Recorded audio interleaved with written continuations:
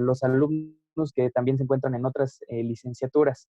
Em, bueno, le voy a dar ahorita, ceder la palabra a mi compañera Jocelyn Sánchez, quien va a hacernos el favor de presentar a la doctora Mayra Ríos, a quien también, por supuesto, agradecemos su disponibilidad para podernos regalar estos minutos de esta plática que es tan importante. Entonces, pues, sin más por el momento, esperamos que sea de su agrado, que la disfruten y nuevamente, muchísimas gracias, doctora Mayra. Entonces, Jos, si me haces favor, adelante. Bueno, buenas tardes a todos. De parte de la Sociedad de Alumnos APEX de la Facultad de Medicina, les damos la bienvenida a esta plática que será impartida por la doctora Mayra Ríos Quintero, egresada de la licenciatura en Medicina General por la Universidad Autónoma de Querétaro, con especialidad en psiquiatría por el Instituto Nacional de Psiquiatría y una alta especialidad en trastornos de la conducta alimentaria, también por el Instituto Nacional de Psiquiatría. Actualmente docente de las Facultades de Derecho y Medicina de la Universidad Autónoma de Querétaro. Les pedimos a todos que por favor mantengan apagado su micrófono y si tienen dudas las escriban en el chat para poder responderlas al final. Doctora Mayra, muchas gracias por su disposición y por su tiempo y podemos empezar cuando guste. Hola muchachos, buenas tardes. Pues bueno, vamos a comenzar. Vamos a hablar de ansiedad. Van a ser como datos generales, datos que espero les sirvan, algunos datos epidemiológicos, algunos pequeños datos de neurobiología, ¿no? No me voy a adentrar en la parte del tratamiento, eso ya les tocará a ustedes cuando lleven la materia en el 10º semestre, pero sí tal vez como algunos tips al final de cómo podemos hacer para poder controlar mejor la ansiedad. ¿Sale? Entonces, bueno, si tienen dudas, preguntas, como dijeron sus compañeros, los pueden agregar al chat y ya al final vemos para poderlas responder, ¿ok?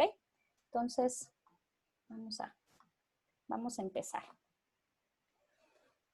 La plática me gusta titularla así, hablemos de ansiedad, porque creo que es más como pues un tema para poder compartir más que como una clase como tal, ¿no? Entonces, a veces cuando hablamos de ansiedad o escuchamos el término ansiedad, llega a ser muy confuso, ¿no? Puede ser incluso hasta confuso para nosotros mismos, más para los pacientes, ¿no? Para muchos es complicado entender qué es la ansiedad, pero bueno. ¿Por qué es importante que nosotros abordemos esto? Siempre me gusta iniciar este tipo de pláticas con este tipo de diapositivas, ¿no? Es una imagen que seguramente algunos de ustedes habrán visto, circular en redes sociales, donde hacen esta comparativa de lo que es la enfermedad física con la enfermedad mental. El hablar de enfermedad física es algo que para todos es común, en lo que todos estamos, pues tal vez concientizados o que todos hemos llegado a vivir, todos nos hemos llegado a enfermar tal vez de alguna gastroenteritis, de algún cuadro respiratorio, entonces es fácil lograr entenderlo, ¿no? Cuando una persona se acerca a nosotros y nos dice, me siento mal, tengo fiebre, me duele el cuerpo, o tengo cuerpo cortado, tengo ganas de vomitar, es como muy fácil lograr hacer esa parte de la empatía y de lograr entender qué es lo que pasa. Sin embargo, cuando se trata de la salud mental o de la enfermedad mental, es algo que de repente, incluso siendo médicos, nos parece ajeno, ¿no? O nos parece como si es algo que pudiera solucionarse simplemente con algún buen consejo, o con un decir échale ganas, o no pasa nada, es algo que nos pasa a todos, ¿no?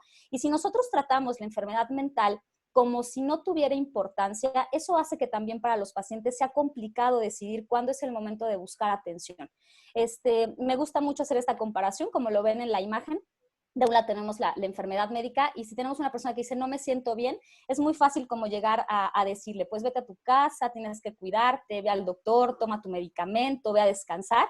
Y sin embargo, cuando se trata de una situación emocional, es complicado entenderlo, ¿no? De repente es como hasta incluso tratar de minimizar los síntomas, ¿no? Como decir, bueno, a todos nos ha pasado, esto seguramente va a pasar, échale ganas, vas a ver que mañana es un nuevo día, y la realidad es que la enfermedad mental pues no funciona de esa manera, ¿no? Entonces, pues bueno, en el mundo, cuando hablamos de ansiedad, pues es bien importante, porque más de 260 millones de personas tienen ansiedad. Es el trastorno psiquiátrico más prevalente que existe, incluso mucho más que la depresión. Y de acuerdo a un estudio de la Organización Mundial de la Salud, se estima que por depresión y ansiedad cuesta al mundo anualmente en la economía más de $1 billón, ¿no? En la pérdida de la productividad. La OMS tiene un factor medible que son los años de discapacidad perdidos, y depresión y ansiedad son de las primeras causas de años de discapacidad, ¿no? Es decir, son trastornos o enfermedades que afectan a personas en plena edad reproductiva y que una vez que se establecen y que una vez que aparecen, la verdad es que sí pueden causar gastos catastróficos en la familia cuando esto no es tratado. ¿Qué pasa en México, no? Porque a veces siempre hablamos de las prevalencias en el mundo, de lo que pasa en otras partes, de lo que nos dicen en Estados Unidos, de lo que pasa en Europa, pero ¿qué pasa en México? En México tenemos la encuesta nacional de epidemiología psiquiátrica del 2002, es viejita, pero bueno, no tenemos todavía los nuevos datos. Tal vez ahora con el censo del INEGI que se estaba haciendo este año podamos tener nuevos datos, pero al menos con los datos que tenemos de hace ya casi 10 años, tenemos que 1 de cada 5 individuos presentan al menos un trastorno mental a lo largo de la vida, en algún momento de la vida. Eso hace pues que la enfermedad mental o la salud mental debería de adquirir una importancia en todas nuestras casas, ¿no? Eso quiere decir que prácticamente todos, o al menos en nuestra familia, más de uno va a tener enfermedad mental a lo largo de la vida. Los trastornos de ansiedad son los más prevalentes, y no nada más los más prevalentes, sino que también son los más crónicos. Aquellos que una vez que aparecen difícilmente van a desaparecer, ¿no? Parte del tratamiento en muchas ocasiones, más que desaparecer los síntomas, se trata de lograr hacer que el paciente logre entender la ansiedad, logre controlar la ansiedad y pueda aprender a vivir con la ansiedad. Y los trastornos individuales, hablando ya de los trastornos de ansiedad como un conjunto y hablando de cada uno de ellos, tenemos que los más comunes son la fobia específica y la fobia social. ¿No? Entendiendo por fobia social o trastorno de ansiedad social, ¿no? Como también se le conoce ahora en el DSM-5. Pero bueno, ¿qué es la ansiedad? La ansiedad es una emoción básica, es una emoción psicobiológica y pertenece a una función adaptativa. Es de las funciones, digamos, como más primitivas que tenemos los seres humanos. Es una de las emociones que compartimos también con los animales y que pertenece a esta parte del cerebro primitivo, ¿no? Es lo que nos permite poder reaccionar ante situaciones de peligro, lo que nos permite tener este sentido de supervivencia. Y a partir de que nosotros tenemos el mecanismo de la ansiedad, es que podemos atender a los diferentes factores estresantes de la vida, podemos atender a los peligros que nos presenta la vida. Nosotros como, digamos, como seres vivos, como seres humanos, la ansiedad tiene 3 maneras en las que nosotros podemos reaccionar, ¿no? En inglés se les llaman las 3 Fs porque es freezing, flying o, espérenme, se me fue. Bueno, es huir, que sería flying o volar, ¿no? Es decir, que la ansiedad me permite irme, escapar. Puede ser que yo me quede congelado, que sería el freezing, o puede ser que sea fight, ¿no? Que sería luchar, ¿no? Entonces, la ansiedad nos permite tener este tipo de mecanismos, y es algo que nos pasa a todos, y es algo que también compartimos con los animalitos. Sin embargo, cuando nosotros hablamos de la ansiedad patológica, es cuando ya hablamos de esta respuesta exagerada, que persiste y que puede llegar a ser incapacitante en las diversas áreas que tenemos en la vida. Puede estar ligada a un peligro, ¿no? A un peligro muy claro, como decir, tal vez estoy sintiendo que alguien me persigue, tal vez he sufrido un asalto, tal vez estoy en casa y alguien me espanta, o recibo una mala noticia, pero también puede estar asociada a que no exista ningún peligro, ni ningún objeto, ni ninguna situación externa que genere ansiedad, ¿no? Es ahí donde la ansiedad se hace patológica. Escenarios como estar tal vez tranquilo en casa, tranquilo viendo la televisión, estudiando, con papás, con la novia, con los amigos, y que de repente eso haga simplemente que yo empiece a sentir nerviosismo, que yo empiece a sentir una amenaza y que yo empiece a desencadenar todos los síntomas que la ansiedad físicamente representa. La ansiedad patológica también aparece y desaparece de manera aleatoria, es por eso que a veces también es como muy complicado lograr entenderla, ¿no? Y lograr entender que se trata de un trastorno mental como tal, de una alteración biológica y no tal vez de una manipulación, no tal vez de algo que yo me estoy inventando, no tal vez de algo que pues aparece cuando yo quiero que aparezca, ¿no? Entonces, esa es una de las características principales de la ansiedad patológica. ¿Cuáles son los trastornos de ansiedad, no? Porque cuando hablamos de ansiedad es como hablar de una manera muy general, ¿no? Incluso llegamos a hablar de ansiedad y de angustia como si fueran sinónimos. Sin embargo, no lo son, ¿no? La angustia es un nivel mucho más alto de ansiedad, es un nivel superior, es la expresión más alta de ansiedad que alguien puede tener, ¿no? Casi que comparada con lo que sería el pánico.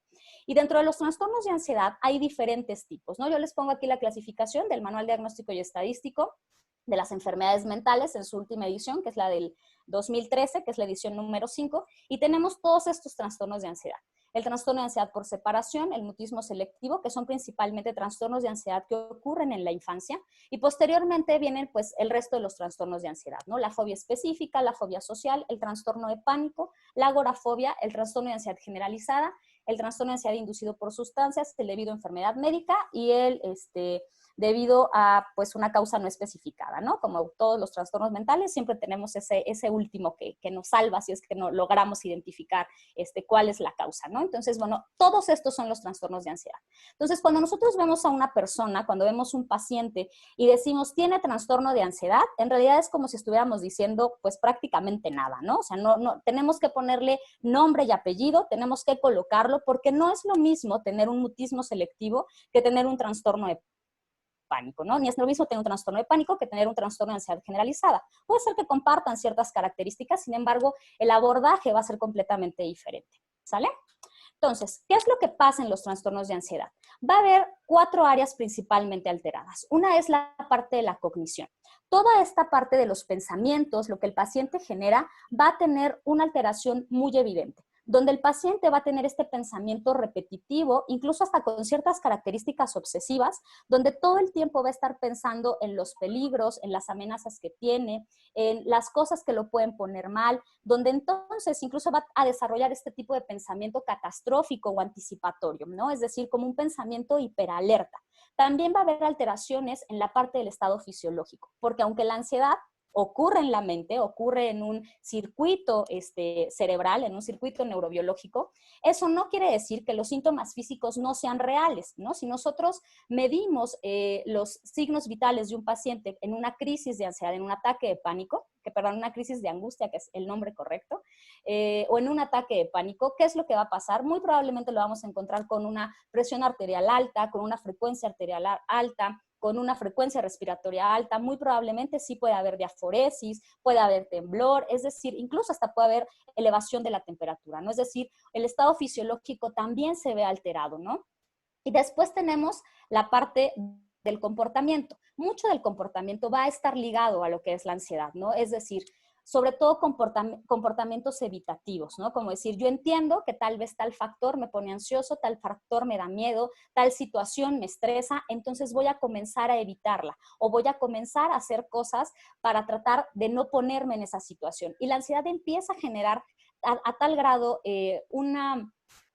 una parte de condicionar el comportamiento que incluso los pacientes pueden empezar a cambiar su manera de ser después de presentar ansiedad, ¿no? Esta parte tal vez de aislarse, de volverse más callados, de no querer salir a ciertos lugares, de no querer compartir porque sienten que no van a ser entendidos, etcétera, etcétera. Y también en cuanto a la parte emocional, ¿no? Hay que entender que, bueno, no nada más se trata de vivir ansiedad, sino que la ansiedad también genera otro tipo de alteraciones, ¿no? Puede generar el propio miedo, el estar todo el tiempo preocupado, el empezar a también generar trastornos del estado de ánimo, como puede ser un episodio depresivo, y que esto mismo condicione otro tipo de situaciones o de sintomatología, ¿no? Que se pueda incluso ver asociada hasta incluso con intentos de suicidio que se pueden dar en contexto de ansiedad, ¿no? Esto es importante porque a veces el suicidio lo entendemos como que todo aquel que se quiere suicidar es porque está deprimido. Sin embargo, el suicidio es todo un constructo muy complicado, donde existen muchísimas causas. Y una de las causas donde también puede llegar a generarse ideación suicida o intento suicida son los trastornos de ansiedad, ¿no? El sentir todo este malestar, el sentir que nadie lo entiende, el sentir que no encontramos salida, el sentir que todos nos dicen que no pasa nada, pero en realidad yo sí siento que pasa, puede llegar a que nosotros pensemos también en esto, ¿no? Entonces, ¿por qué nos da ansiedad, no? ¿Cuál es la manera en la que nos da ansiedad o por qué nos da ansiedad? ¿Por qué no todas las personas presentamos ansiedad, no? Tiene que ver con los circuitos neurobiológicos. Todo, recuerden que lo que tiene que ver con comunicación cerebral es únicamente por dos sistemas, ya sea por el sistema eléctrico o por el sistema químico, ¿no? Entonces, todo esto tiene que ver con química cerebral, chicos. Y tiene que ver principalmente con un circuito que se llama el circuito del miedo, donde la amígdala es nuestro protagonista. La amígdala, que es esta pequeña estructura que parece como una pequeña almendrita, y que se encuentra en el tronco cerebral, pues es la que va a ser la condicionante de que nosotros podamos o no podamos presentar ansiedad. Va a haber una hiperactivación de lo que es el circuito del miedo, y esto es lo que va a dar que, bueno, que ciertas personas puedan ser mucho más vulnerables a presentar ansiedad a que el resto tal vez de la población general. Hay que recordar, yo les decía que en las diapositivas pasadas, que la ansiedad es una de las emociones básicas. Si ustedes vieron esta película de Pixar, de Intensamente, ¿no? Donde aquí yo les pongo el monito del temor, esta película está basada en una teoría de las emociones que es real, ¿no? Es una teoría que está sumamente estudiada, solamente que, bueno, la película está caricaturizada de cierta manera. Y las emociones que nos presentan en estos monitos de colores, pues son las emociones básicas que todos experimentamos y que todos debemos experimentar, ¿no? Estaríamos mal si no presentáramos en algún momento de nuestra vida enojo o alegría o tristeza o desagrado o miedo, ¿no? En la película les falta representar otra de las emociones, según los autores puede ser una extra, que es el amor, o algunos otros autores otra, que es la sorpresa, dependiendo a cuál de los autores nosotros leamos. Pero pues bueno, el miedo es parte de estas emociones básicas. Todos vamos a sentir miedo, todos vamos a sentir ansiedad en algún momento de nuestra vida. Freud incluso decía que parte de la ansiedad es lo que nos permite movernos, es lo que nos permite actuar en situaciones de crisis y lo que nos permite hacer cambios. Entonces, la ansiedad es algo que tenemos que tener presente. Sin embargo, este circuito del miedo o este circuito de la ansiedad va a estar hiperactivado o sobreactivado, como vemos aquí en la figurita, ¿no? Entonces, el circuito del miedo va a estar relacionado con estas estructuras principalmente. Vamos a tener a la amígdala, que es la protagonista, y va a tener proyecciones hacia la corteza prefrontal orbitofrontal y también hacia la corteza anterior del cíngulo. Este circuito se va a empezar a activar y se va a activar de una manera reverberante, ¿no? Es decir, va a estar activándose como en un círculo vicioso, y al haber una sobreactivación o una hiperactivación va a hacer que yo todo el tiempo esté teniendo miedo, que ante situaciones que incluso yo tendría que presentar tranquilidad, eso puede ser suficiente para que yo active todo este sistema y entonces comience a presentar miedo. Pero el miedo no es solamente pues este afecto, ¿no? No es nada más de lo que se trata como decir me siento mal o me siento nervioso, sino que también va a estar relacionado con otro tipo de cosas. Yo les decía que el miedo también condiciona comportamiento, condiciona conducta, principalmente la conducta de evitación. Ustedes piensen, ¿no? Tal vez cuando van caminando por la calle y de repente pasan por una casa, no sabían que en esa casa hay un perro, el perro ladra muy fuerte y ustedes se espantan. Automáticamente sentimos miedo, automáticamente se activa este circuito y nuestro comportamiento, ¿qué es? Alejarnos de esa reja o alejarnos de esa casa o caminar más rápido. Entonces va a tener que ver también con este comportamiento de evitación. Puede ser que si, bueno, ya después yo entiendo el miedo y lo logro intelectualizar y logro enfrentarlo, pues pueda tener otro tipo de reacciones, como esta parte de la huida, como la parte de la lucha, pero generalmente la primera reacción va a ser esta reacción de congelamiento, ¿no? O del freezing. Entonces tiene que ver también con esta parte de la evitación, ¿no? La evitación va a estar dada precisamente por la hiperactivación que nos da la amígdala, que va a tener esta proyección hacia la corteza prefrontal y también hacia el área gris periacueductal, ¿no? Entonces, eso es lo que va a hacer que también yo tenga constantemente esta activación y nos va a dar una respuesta motora. La sustancia gris periacueductal lo que nos va a dar es que, pues bueno, normalmente nosotros tengamos esta reacción que vamos a tener hacia la ansiedad, ¿no? Va a determinar cómo es que yo voy a responder ante el circuito del miedo, ante el estímulo temeroso, ante el estímulo ansioso. Pero no nada más queda ahí. Además, la amígdala da proyecciones al hipotálamo y hay una alteración en lo que es el eje hipotálamo-hipófisis adrenal, ¿no? ¿Qué es lo que ocurre? Al momento en el que yo empiezo a tener la activación del sistema o del circuito del miedo, la amígdala empieza a tener estas proyecciones hipotalámicas, que también empieza a tener estas proyecciones o sobreactivación de la hipófisis, y lo que hace es que entonces yo empiece a tener una mayor secreción de cortisol. No nada más de cortisol, sino que además esto haga que yo empiece a tener toda una alteración en los sistemas alrededor de lo que controla el cortisol, ¿no?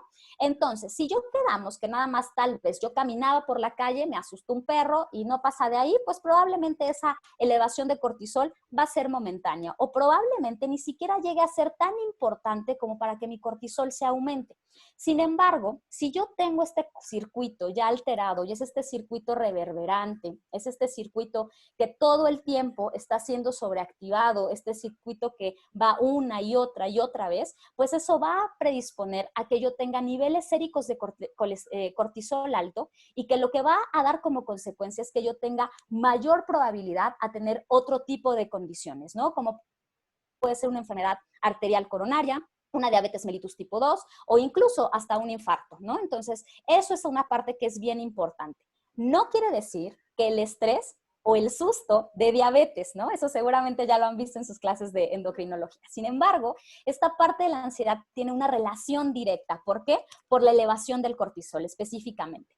También cuando tenemos un estado de ansiedad que se encuentra todo el tiempo, o este circuito del miedo todo el tiempo activado, también va a haber una mayor secreción de cierto tipo de hormonas, como también puede haber un estado de hiperinsulinemia. Entonces, eso también puede empezar a generar otro tipo de alteraciones a nivel endocrino. Por eso, a través de un susto, después uno puede generar, sí, una diabetes, no por el susto, sino por todas las condiciones fisiológicas que generan la ansiedad y que tal vez si yo ya tenía como toda esta genética y todo este fenotipo y genotipo total para diabetes mellitus, y esto solamente es la gota que derrama el vaso, ¿ok?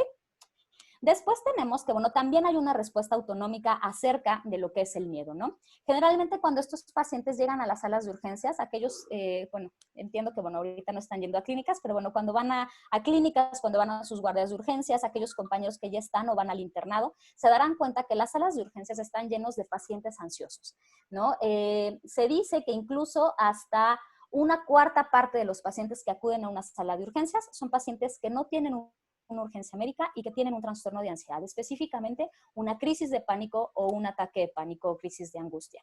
Tiene que ver porque también hay una alteración a nivel del sistema autónomo. La amígdala va a tener estas proyecciones que entonces lo que nos van a dar es que voy a tener yo una alteración en el sistema respiratorio. Y en el sistema respiratorio, bueno, creo que me pasé, ¿no? En el sistema autonómico primero nos vamos a dar una sobreactivación a lo que es el locus coeruleus.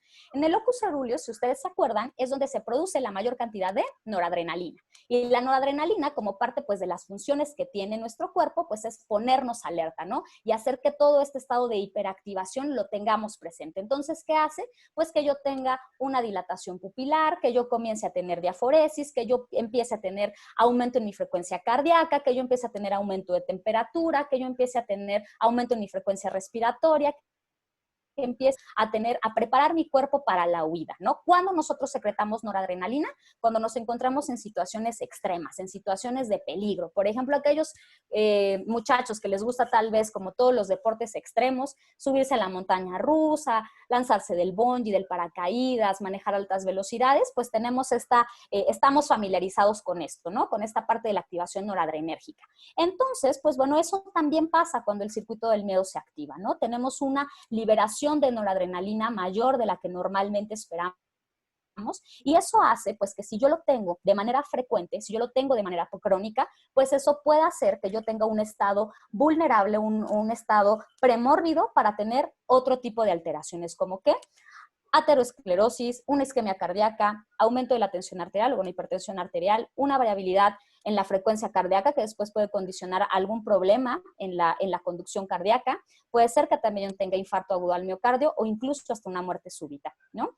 También va a haber una alteración a nivel del sistema respiratorio, donde entonces pues va a haber una sobreactivación del núcleo parabraquial, parabraquial, y eso va a hacer que, bueno, yo tenga un aumento en la frecuencia respiratoria, que yo tenga estos síntomas de que me cuesta trabajo respirar, de que tengo, pues de que tengo sensación de ahogo, de que siento que hay una bola que, no sé, oprime mi garganta o que mi pecho no se expande lo suficiente, o que incluso yo pueda sentir que no entra absolutamente nada de aire, como si estuviéramos simulando una crisis asmática, ¿no? Y tiene que ver con esto. Entonces, los datos que nos da la ansiedad sí son reales, chicos, son verdaderos, ¿no? Porque a veces cuando llegan estos pacientes a la sala de urgencias, es muy común escuchar a los urgenciólogos, a los residentes, como decir, es que no tiene nada, es que tiene ansiedad, es que nada más viene y nos quita el tiempo, cuando en realidad los síntomas físicos sí son reales. Y si nosotros experimentamos alguno de estos síntomas físicos, en realidad es de las cosas más desagradables que una persona puede presentar, ¿no? Entonces, pues no se vale que lleguen este tipo de pacientes y que nosotros no les hagamos caso, les inyectemos agua, los dejemos aislados en la sala de urgencias en lo que aparece algo más interesante, porque al final del día sí son pacientes que tienen este tipo de alteraciones físicas. ¿Qué otra cosa va a pasar? Hablando de la ansiedad, también tenemos que hay una alteración a nivel cognitivo y tiene que ver con la parte del pensamiento. El pensamiento o todo lo que tiene que ver con esta parte de las funciones ejecutivas, el planear, el organizar, el ejecutar, pues tiene que ver con lo que aparece o lo que ocurre en nuestro frontal, ¿no? En nuestro prefrontal principalmente.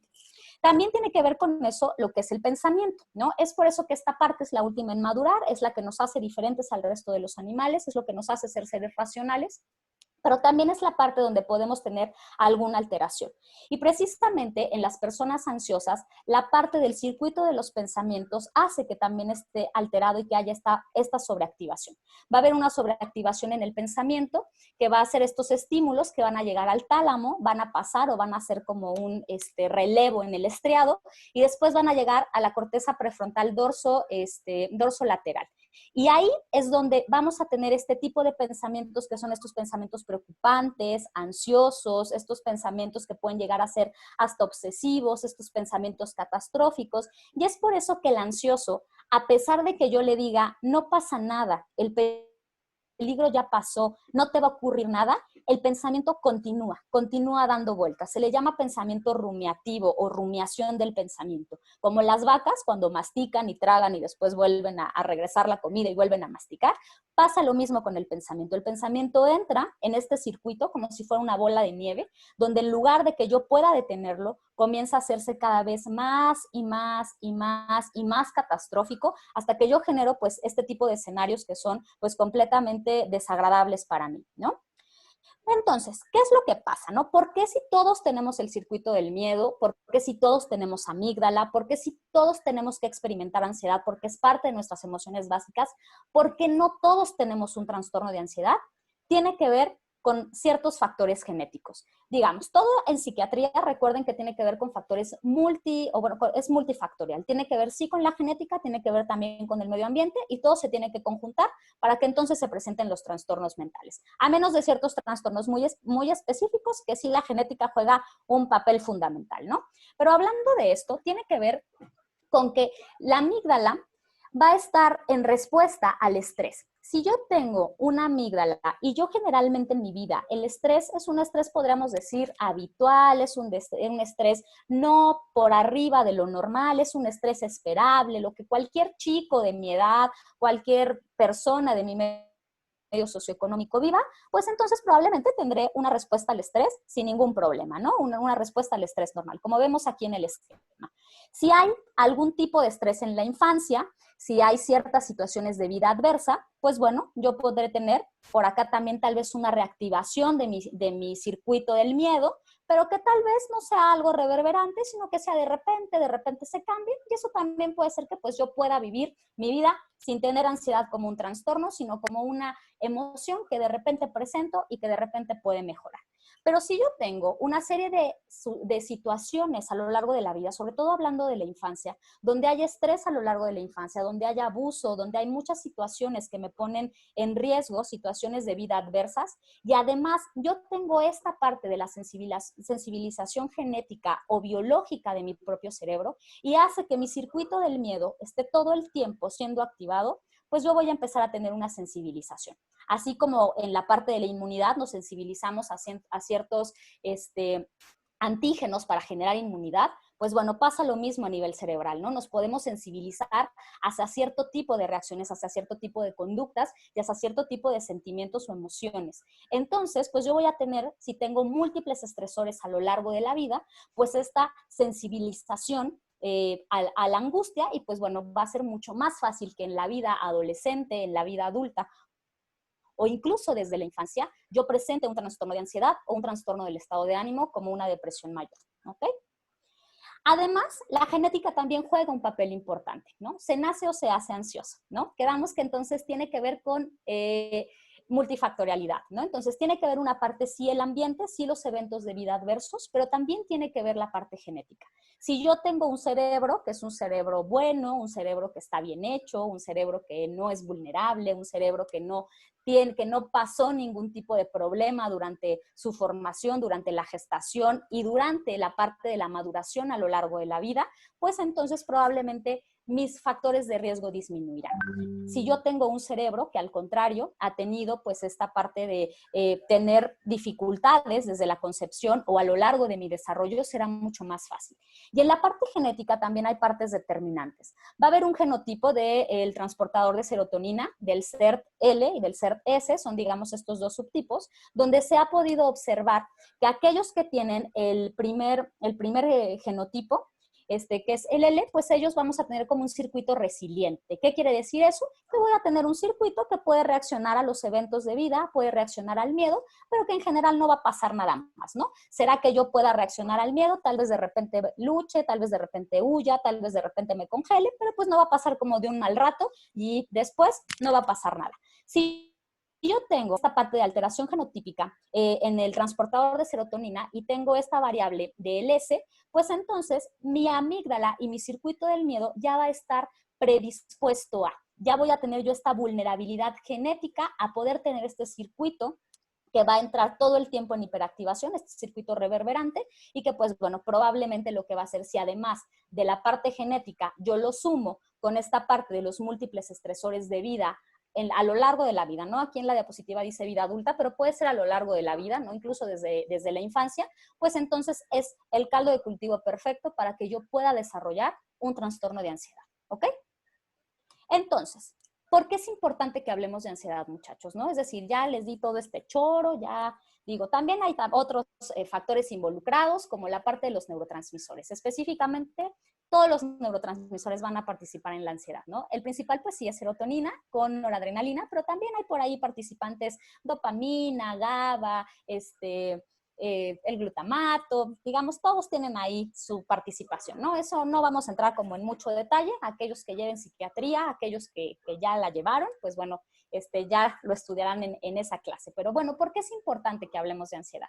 Es importante porque, bueno, en la encuesta nacional de epidemiología psiquiátrica nos dicen que el 14.3% de la población ha tenido un trastorno de ansiedad a lo largo de la vida, ¿no? Es decir, es muy frecuente que lo encontremos. Prácticamente si ustedes se van a dedicar a la medicina general, van a ver muchos pacientes con ansiedad. Y si no se dedican a la medicina general y ustedes me dicen, pues es que yo voy a ser cirujano, no sé, neurocirujano intervencionista y además voy a estudiar la última neurona que existe en el occipital, seguramente también les van a llegar pacientes con ansiedad, ¿no? Es decir, nadie se salva, ni los pediatras, ni los ginecólogos, ni los endocrinólogos, ni los nefrólogos, nadie se salva de tener un paciente con ansiedad. Los trastornos mentales más frecuentes, pues bueno, ya los habíamos visto, ya hablando de trastornos de ansiedad, pues bueno, es fobia social, fobia específica, el trastorno de ansiedad generalizada y el trastorno por estrés postraumático. El trastorno por estrés postraumático ya para la nueva clasificación psiquiátrica no entra en los trastornos de ansiedad, tiene su propia clasificación, pero bueno, recordemos que la encuesta nacional epidemiológica psiquiátrica se hizo en el 2002, entonces en ese entonces todavía entraba por ahí, ¿no? Entonces, hablando de epidemiología, es 2 veces más prevalente en las mujeres. Sí hay una relación directa, ¿por qué? Porque hay una relación directa en lo que pasa con serotonina y lo que pasa con los estrógenos, ¿no? Entonces ahí hay una relación directa. Es por eso que las mujeres somos más ansiosas, es por eso que las mujeres nos deprimimos más, ¿no? Entonces sí, es mucho más frecuente en las mujeres. Sin embargo, tampoco es que la prevalencia cambie muchísimo, ¿no? No es como hablar de una anorexia nervosa o de una bulimia nervosa, donde la prevalencia, pues bueno, sí, o la diferencia es muchísima, ¿no? De 10-1, de 8-1, esto prácticamente vamos casi que a la par. Inicia generalmente a edades muy tempranas, alrededor de los 15 años, aunque hay personas que si tenemos ya una personalidad o un temperamento más bien ya ansioso, muy probablemente yo empiece con síntomas desde que soy muy pequeñito, ¿no? Hablamos de los 5 años de edad, 4 años de edad, ¿no? Estos niños que les cuesta mucho trabajo separarse de los padres, que tienen terrores nocturnos, que constantemente tienen molestias físicas al momento de sentir algún temor, también, bueno, se puede presentar. Pero en la generalidad, hablamos de que aparece generalmente alrededor de los 15 años. Y la prevalencia más alta se da entre los 25 y los 45 años. Y esto tiene que ver con las alteraciones que existen a nivel cerebral. Recuerden que cuando tenemos el desarrollo cerebral, existen dos momentos fundamentales de vida para presentar enfermedad mental, que son las podas neuronales, ¿no? Este momento de vida donde el cerebro hace recorte de sinapsis, ¿no? Uno es más o menos entre los 6 y 7 años de edad, y el segundo momento es entre los 15 y 16 años de edad. Es por eso que las enfermedades mentales generalmente aparecen ahí. Sin embargo, muchos de los factores estresantes se hacen más estresantes cuando llegamos a la vida adulta. Es por eso que si yo ya traigo como este cerebro vulnerable, alrededor de los 25, 45 años de edad, cuando uno se da cuenta que ser adulto pues no es tan divertido, pues empiezan a aparecer, ¿no? Entonces, tiene que ver con eso. Y hay una comorbilidad muy grande, del 90% cuenta con una comorbilidad médica, principalmente gastrointestinal, ¿no? Las famosas gastritis, las famosas colitis, estas alteraciones de diarreas y estreñimientos. También puede haber otro tipo de alteraciones médicas, como por ejemplo dermatitis atópicas o nerviosas o este tipo de cosas, ¿no? Entonces, la comorbilidad médica va a estar sumamente asociada con los trastornos de ansiedad, ¿vale? Además, va a haber condiciones médicas que van a causar ansiedad, pero también hay condiciones médicas que no causan ansiedad, ¿no? Es decir, per se no causan ansiedad, pero el tener esa condición pone a los pacientes muy nerviosos, ¿no? Entonces, ¿cuáles son no causales, pero que pueden venir acompañadas de ansiedad? Es decir, puede haber esta coexistencia de las dos enfermedades. Después de tener un infarto, es muy frecuente que las personas que han sufrido un infarto después de tenerlo comiencen a tener ansiedad por el miedo a morirse, por el miedo a que les vuelva a pasar, por el miedo de volver a llegar a un hospital, por etcétera, etcétera, ¿no? Aquellas personas que tienen angina de pecho, arritmias cardíacas, después del diagnóstico de diabetes es muy frecuente que las personas puedan empezar a presentar ansiedad, sobre todo si la diabetes se presentó en un momento de complicación médica, ¿no? Hablando que llegaron al médico tal vez por una cetoacidosis o porque se sentían muy mal, y es ahí donde se da el diagnóstico. Ahí también puede ser una causa que puede después generar ansiedad. Enfermedad pulmonar, la dismorfia, la hipocondriasis, la epilepsia. Y hay algunas causas médicas que, bueno, que el simple hecho de tenerlas va a hacer que se acompañen de síntomas ansiosos. ¿Cuáles? El climaterio, el hiper o hipotiroidismo, el hiperparatiroidismo, el feocromocitoma, entre otras, ¿no? Y va a haber también sustancias que pueden producir ansiedad. Es por eso que es bien importante que cuando ustedes revisen a un paciente, puedan preguntar dentro de la historia clínica cuáles son los padecimientos que tienen y cuáles son los medicamentos de uso común que el paciente tiene. Porque hay veces que el paciente dice, yo no estoy enfermo de nada, pero todos los días me tomo una cafeaspirina. ¿Para qué? ¿Quién sabe, no? Porque nadie se la ha recetado. O yo no tengo nada, pero yo escuché por ahí que está muy bien tomarse ranitidina todos los días. Entonces se toman su ranitidina todos los días.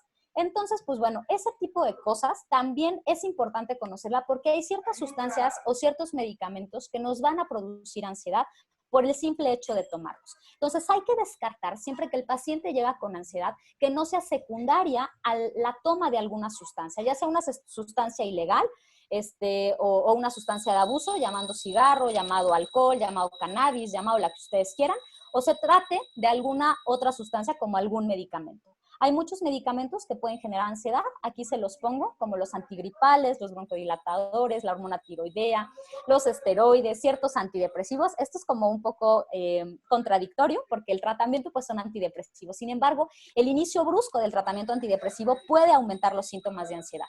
Medicamentos también supresores del apetito, como las anfetaminas, estimulantes, el tabaco, la marihuana, los inhalables, etc.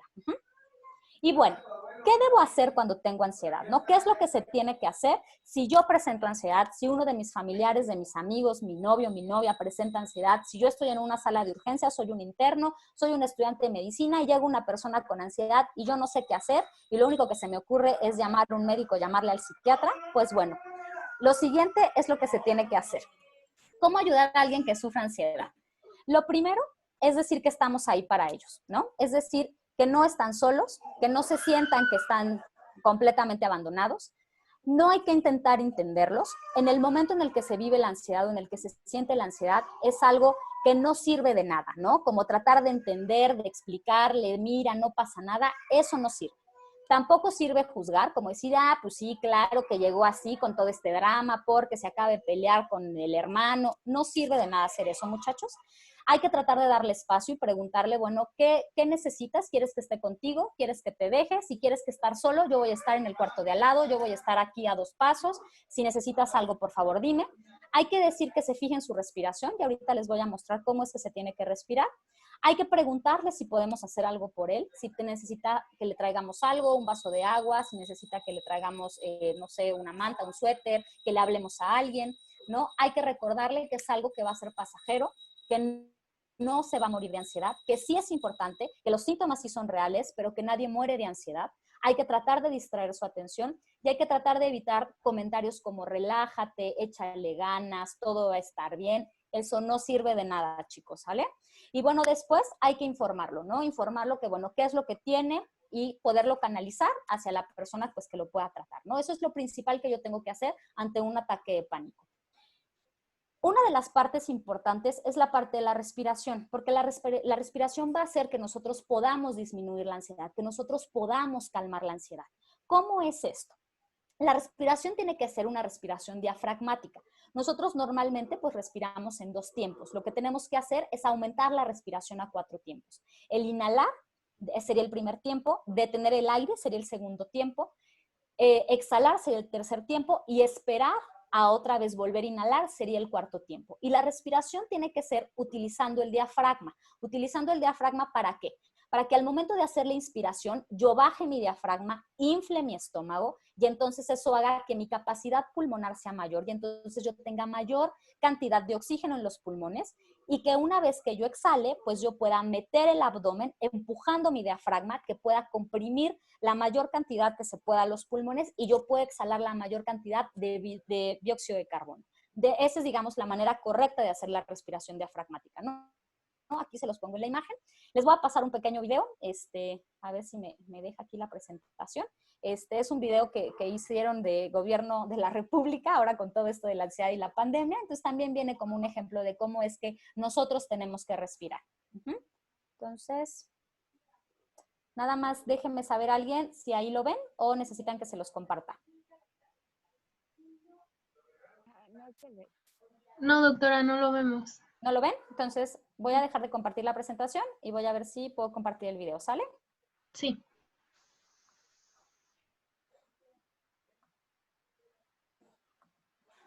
¿Ahí lo ven? Sí, ¿Sí? ahí ya.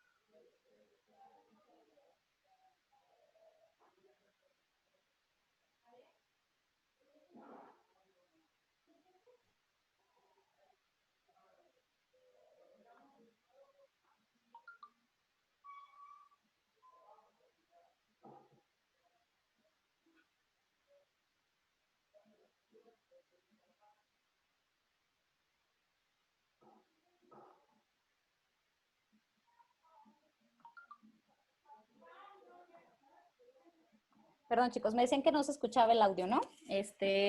Bueno, si no digo, lo pueden buscar y yo les explico, ¿no? Nuevamente cómo es que se tiene que respirar, ¿no? Ponemos las manos, una en el pecho, ponemos una mano en el abdomen. Esto nos permite que nosotros podamos ser conscientes del movimiento, que cuando yo inspiro, la mano que tengo en el abdomen se vaya para adelante en el momento en el que yo inflo el abdomen o levanto mi abdomen. Y, ay, perdón, perdón. Creo que perdón. Creo que, perdón, es que creo que no apagué acá YouTube. Bueno, entonces lo que hacemos es que continuamos haciendo perdón.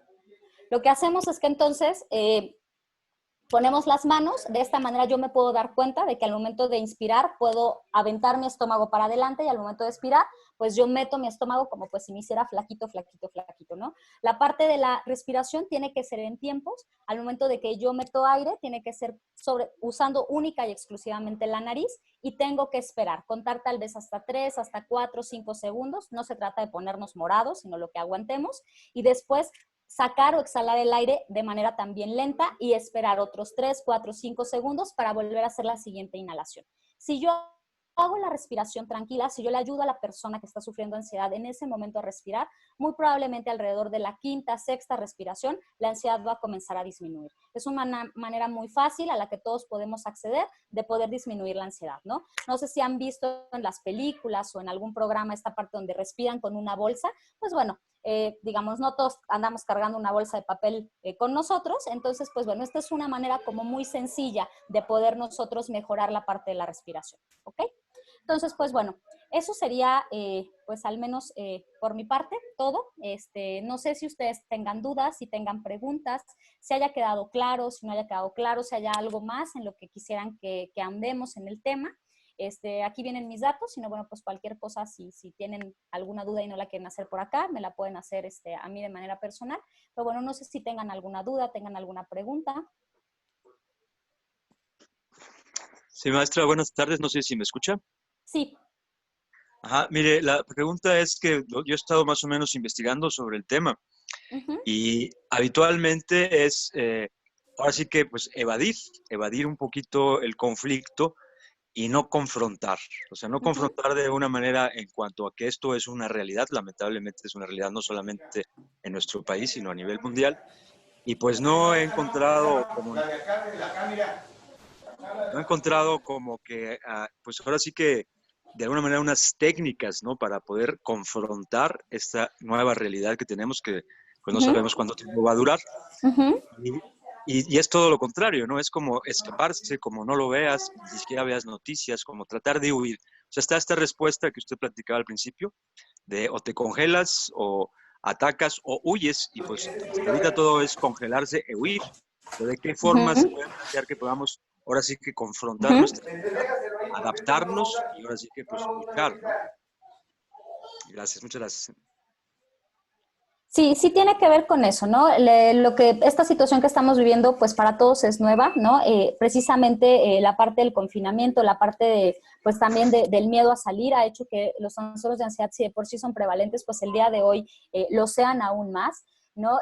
Y parte de las recomendaciones, pues tiene que ver, tal vez no con huir del todo, sino con el que nosotros podamos volver a establecer nuestras rutinas en casa, ¿no? Entender que esto es algo que no sabemos cuándo va a terminar, entender que es algo que no podemos controlar, que está fuera de lo que nosotros queramos o decidamos y que lo único que yo puedo controlar es tal vez lo que pasa conmigo, ¿no? Lo que yo pienso, lo que yo siento, cómo yo me comporto y poder llevar eso a cabo en casa, ¿no? Una de las principales recomendaciones es esto, tener rutinas, tener horarios, que el hecho de que yo esté en casa no haga que me despierte tardísimo, que pase todo el tiempo en pijama, que si tengo trabajo o escuela, pues bueno, atienda estas actividades, que me meta a bañar, si tengo uniforme, que incluso me ponga mi uniforme para tomar las clases, y que esta parte de la información es información pues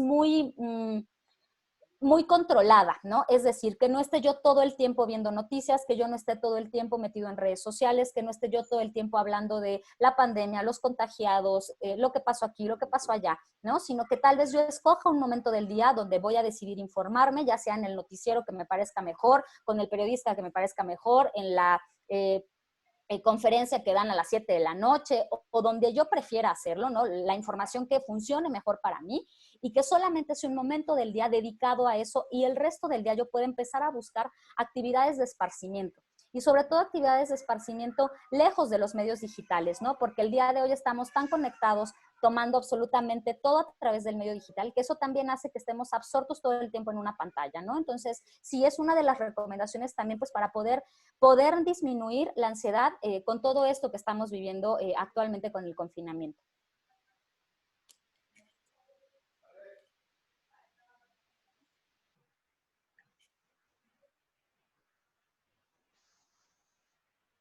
Yo, doctora, buenas tardes.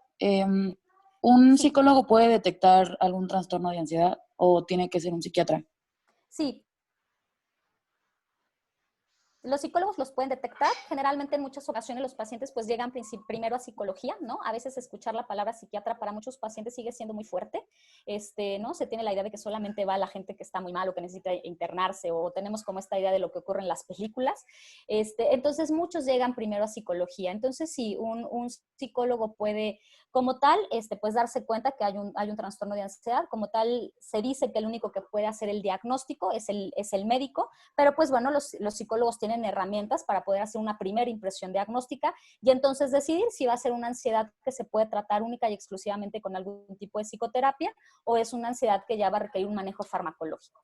Y bueno, pues ya entonces ahí entraríamos los psiquiatras a tratar el trastorno. Gracias. Por nada. Doctora, en el chat preguntan que cómo se puede identificar a alguien que necesita ayuda de psicología o de psiquiatría. Ok, mucho tiene que ver con el problema principal, ¿no? A veces pensamos que son dos disciplinas que se parecen, pero que no son amigas, ¿no? O que están una en contra de otra, o que es mejor ir con uno, o que es mejor ir con otro. Y no, son disciplinas que son complementarias. Hay que recordar que, bueno, el psicólogo primero es licenciado en psicología. Eso hace que su formación sea con respecto a analizar y comprender el comportamiento en todos los sentidos, no nada más el comportamiento del enfermo. Es decir, hay psicólogos que se dedican a ver personas sanas. ¿Como quién? Como los psicólogos que están en las escuelas, como los psicólogos sociales, como los psicólogos laborales, que se encuentran en otras áreas. Y los psicólogos clínicos puede ser que no vean necesariamente enfermos. Es decir, un psicólogo clínico puede ver a un deprimido, sí, pero también puede ver tal vez a un chico que tiene problemas para relacionarse con sus hermanos. No necesariamente tiene un problema de autismo, ni tiene un problema de depresión, ni tiene un problema de ansiedad, ni tiene esquizofrenia, pero no sabe cómo relacionarse con sus hermanos. Sería una persona sana con una situación de comportamiento. Por otro lado, tenemos al psiquiatra, ¿no? Que hay que recordar que es un médico primero, por lo tanto, pues tiene la capacidad de, pues de prescribir medicamentos por esta formación que también tiene en farmacología. Pero que es, como todos los médicos, pues los médicos vemos también personas enfermas, ¿no? Entonces, vamos nosotros los psiquiatras a tratar enfermedades psiquiátricas, enfermedades médicas con un componente mental. Eso hace que quien vaya al psiquiatra es una persona que tiene una enfermedad médica psiquiátrica, ¿no? Es decir, un deprimido o una persona con ansiedad, una persona con esquizofrenia, una persona con trastorno bipolar.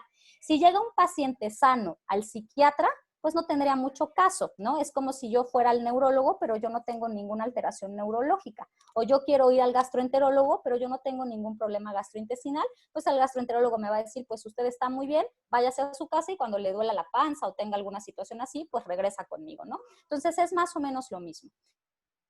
Generalmente cuando hay una situación, ya que hablamos de enfermedad mental, si los síntomas comienzan a ser tan graves que comienzan a generar disfunción, es decir, yo ya no duermo, yo tengo alteración del apetito, yo dejo de rendir en la escuela, yo dejo de rendir en el trabajo, yo empiezo a tener problemas familiares, muy probablemente yo ya voy a requerir un tratamiento farmacológico o una intervención psiquiátrica y no va a bastar la parte de la intervención psicológica o psicoterapéutica. Sin embargo, hay que recordar que en la gran mayoría de los trastornos, las intervenciones son complementarias, ¿no? Es decir, no hay mejor tratamiento que aquel que se dé en conjunto, con psiquiatra y con psicólogo al mismo tiempo.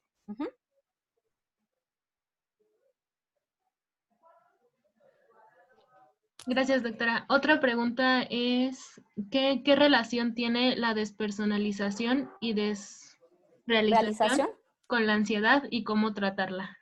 La despersonalización y la desrealización son, digamos, mecanismos que hace el cerebro como de una manera de huir o de evitar, ¿no? Es decir, como un tipo de desconexión. Hay que revisar si la despersonalización y la desrealización es única y exclusivamente por el problema de ansiedad o estamos hablando de que también hay algún otro tipo de datos de organicidad, ¿no? Es decir, a nivel de alteraciones ya neurológicas. Y de eso dependerá el tratamiento, ¿no? Si es algo que es única y exclusivamente relacionado al afecto, relacionado a la ansiedad o relacionado al momento de estrés, o ya existe algún otro tipo de alteración. Y de eso va a depender, ¿no? Si es algo que solamente se trata con antidepresivos, con ansiolíticos, si necesitamos meter algún medicamento antiepiléptico, pero son síntomas que se tienen que estudiar, digamos, como una entidad aparte, ¿no? No nada más. Si bien sí, pueden ser parte del espectro de la ansiedad y pueden ser síntomas acompañantes, tenemos siempre que aparecen, poder investigar cuál es su relación con o cuál es el motivo por el que aparece. Y bueno, otra pregunta es, ¿qué tan común es que la ansiedad se acompañe de depresión? Es muy común, ¿no? Prácticamente podríamos pensar que hasta en un 60% es lo que reporta la literatura, ¿no? Hay pacientes que tienen sí solamente depresión, hay pacientes que tienen sí solamente ansiedad, pero en la gran mayoría de los pacientes que recibimos en la consulta traen los síntomas acompañantes. ¿Por qué? Porque es el mismo sistema neurobiológico el que se ve afectado. Son los mismos neurotransmisores los que se involucran en depresión que los que se involucran en ansiedad. Entonces, son trastornos que podríamos considerar son como primos hermanos, ¿no? Generalmente va uno de la mano con la otra. Y que si también nosotros hablamos de que son personas que tienen cierta personalidad ya premórbida o ciertos rasgos, pues característicos que los predisponen a, pues eso también hace que sean trastornos muy comunes que van a ocurrir al mismo tiempo. Uh-huh. Y otra pregunta que tenemos aquí es, ¿qué se puede hacer cuando tienes un ataque de pánico y estás solo? ¿Qué se puede hacer? Comenzar a respirar, ¿no? Eso es algo que podemos hacer, ¿no? Esta parte de la técnica de respiración lo puedo hacer y tratar de confrontar el pensamiento, ¿no? El pensamiento, yo les decía que es este pensamiento rumiante, ¿no? Donde yo hago como esta bola de nieve y donde entonces todo empiezo a pensar que todo es horrible y entonces ahorita me va a dar un infarto y seguramente estoy solo y nadie va a venir y entonces voy a estar aquí, me van a encontrar 3 días después y nadie me va a poder ayudar y entonces ¿qué va a pasar con mis gatos y mis papás? Y entonces yo hago toda una serie de historias en el aire, ¿no? Eso es algo que es muy común en los pacientes ansiosos. Entonces, ¿qué es lo que tengo que hacer? Tratar de detener el pensamiento y tratar de confrontarlo, ¿no? A ver qué es lo que está pasando, si me estoy sintiendo mal, es un ataque de pánico, sé que va a pasar, si empiezo a respirar va a pasar, nadie se muere de un ataque de ansiedad, sí me siento muy mal, pero seguramente esto solamente es momentáneo. Es decir, eso es lo que puedo hacer, empezar a cuestionar el pensamiento. ¿Por qué? Porque el pensamiento generalmente ansioso es un pensamiento automático, es una distorsión del pensamiento que se repite y se repite y se repite. Entonces, ¿qué es lo que tengo que hacer? Tratar de transformar ese pensamiento automático en este pensamiento pues más intelectualizado, este pensamiento mucho más racionalizado. Y digo, bueno, si tengo tratamiento y tengo por ahí prescrito algún ansiolítico, pues bueno, nunca está de más que también me lo pueda tomar, ¿no? ¿Es normal la aparición de tics cuando se tiene ansiedad? No es que sea muy frecuente, pero sí puede estar acompañado. Generalmente los tics son una condición aparte dentro de los trastornos de la psicomotricidad. Algunos pacientes con ansiedad sí pueden presentar tics, pero no es algo que sea muy, muy, muy frecuente, ¿no? Ahí también habría que evaluar si el tic solamente, más bien si el tic pertenece al trastorno de ansiedad o el TIC pertenece a un trastorno de la psicomotricidad. Generalmente los trastornos de la psicomotricidad o los TICs sí se aumentan en eventos de estrés, sí aumentan, pero no quiere decir que aquel que tenga TICs va a tener un trastorno de ansiedad per se. Dice, hola, muy buena tarde, doctora. Desde el ámbito de la política pública, ¿qué propone en relación a la prevención de la ansiedad y los temas de salud mental en general? Pues en esta parte hay mucho por hacer, ¿no? La verdad es que la salud mental, dentro de todos los ámbitos de salud, somos el ámbito tal vez más castigado o el más abandonado. Yo creo que esta parte, tal vez una de las ventajas que hemos tenido a partir de la pandemia y de la contingencia, es que todos nos han volteado a ver, ¿no? Antes el psiquiatra, el psicólogo, hablar de salud mental era como, pues sí, para algunos, sí, para aquellos que lo sufren, no es algo que me pase. Y a partir de todo esto, pues hemos sido en muchas ocasiones los protagonistas del momento. Entonces, hay muchas cosas por hacer. Hay muy pocos centros de atención pública, tan solo en nuestro estado, nosotros nos podemos dar cuenta, nosotros no contamos con un hospital psiquiátrico ni público ni privado, lo cual para la cantidad de población que tiene Querétaro y lo importante que es nuestro estado y nuestra ciudad a nivel república, pues es completamente alarmante. Entonces hay muchas cosas por hacer, ¿no? Desde el simple hecho de poder tener tal vez en los centros de salud personas que puedan valorar el estado mental, que los médicos generales estén capacitados para poder tratar desde el primer contacto trastornos psiquiátricos leves, el que también podamos tener prevención en cuanto a la salud mental, ¿no? Poder dar este tipo de pláticas, acercarnos a la población más joven, en cuanto a la parte también del consumo de sustancias, ¿no? Con toda esta parte de la legalización de la marihuana, si sí, si es buena, si no es buena. Creo que también ahí en esta parte a los psiquiatras nos toca mucho por hacer. Entonces, bueno, creo que es un campo donde todavía estamos en pañales, ¿no? Donde todavía no hay absolutamente nada concretado. Entonces creo que es un campo donde está todavía las hojas en blanco y pues creo que sí se podría hacer bastante, ¿no? No sé si con esto contesté la pregunta.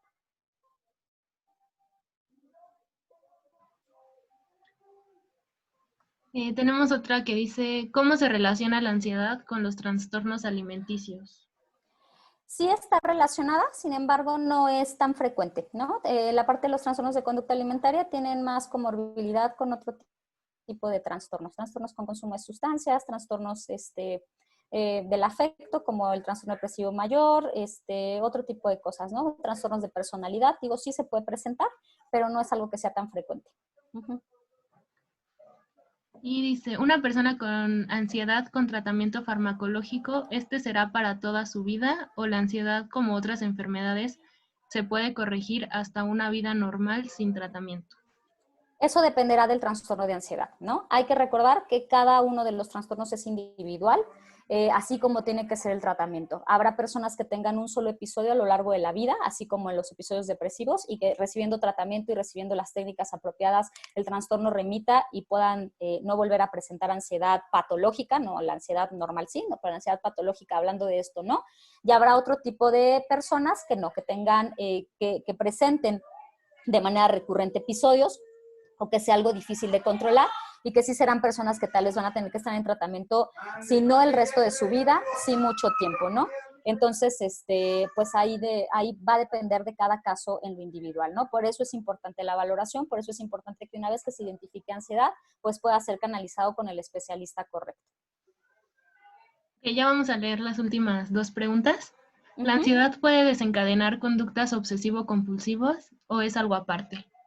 El trastorno obsesivo-compulsivo antes se consideraba un trastorno de ansiedad, el día de hoy tiene su propia categoría, porque si bien comparte muchísimas características, a nivel neurobiológico es algo que ocurre de manera distinta.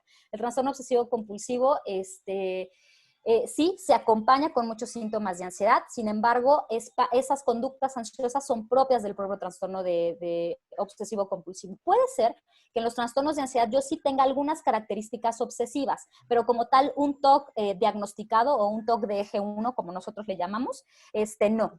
Y el TOC de eje 1 o el TOC ya diagnosticado como enfermedad, pues sí, ¿no? Evidentemente sí se va a relacionar mucho con comportamientos o como con conductas o afecto ansioso, sí, porque es parte de los síntomas, es parte del propio padecimiento.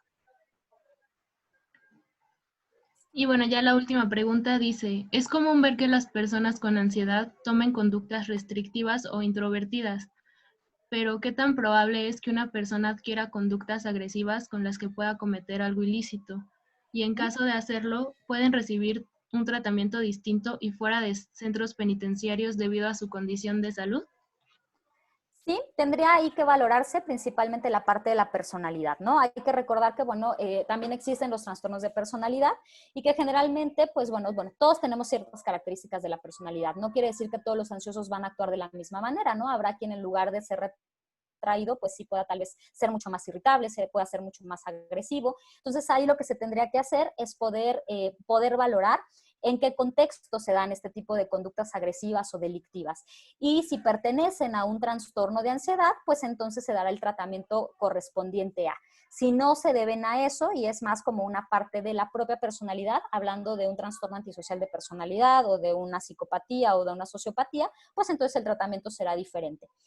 Hay que recordar que cuando hablamos de salud mental y lo que tiene que ver con todos los procesos legales, a veces tenemos la idea, como nos lo han contado en las películas o como lo hemos visto en la televisión, que si una persona tiene alguna enfermedad mental y entonces hace algo ilícito y entonces lo declaran ante el juez como que tiene alguna enfermedad mental, entonces eso lo va a absolver o entonces va a ir a dar al hospital psiquiátrico y no va a ir a dar a la cárcel. La realidad es que no es así, muchachos. La realidad es que hay trastornos mentales que son agravantes de delito, es decir, yo cometo algo y si yo tengo ese diagnóstico, la condena se hace mayor. Hay algunos trastornos que son que no pasa nada, es decir, lo tengo, no lo tengo y además hay el delito, no pasa nada. Y hay otros que pueden ser incluso como que disminuyen tal vez la condena, ¿no? Dependiendo el delito y dependiendo el trastorno mental, ¿no? Entonces eso de pensar de que, bueno, yo por tener ansiedad puedo ir y robar y puedo ir y matar y puedo ir a agredir y entonces como tengo ansiedad nada me va a pasar, eso no es cierto, ¿no? Bueno, pues ya para terminar, agradecemos a todos su presencia y nuevamente le agradecemos, doctora, el tiempo que se tomó para estar aquí hoy con nosotros. Ok, bueno, pues espero que les haya gustado, espero que haya podido resolver sus dudas, espero que la plática no haya sido muy aburrida, que haya tenido pues algunos datos de utilidad para ustedes y bueno, pues cualquier cosa, estoy a sus órdenes. Una disculpa por los ruidos, si es que escucharon mucho relajo por acá, pero bueno, que tengan buena tarde. Gracias, doctora, hasta luego. Hasta luego.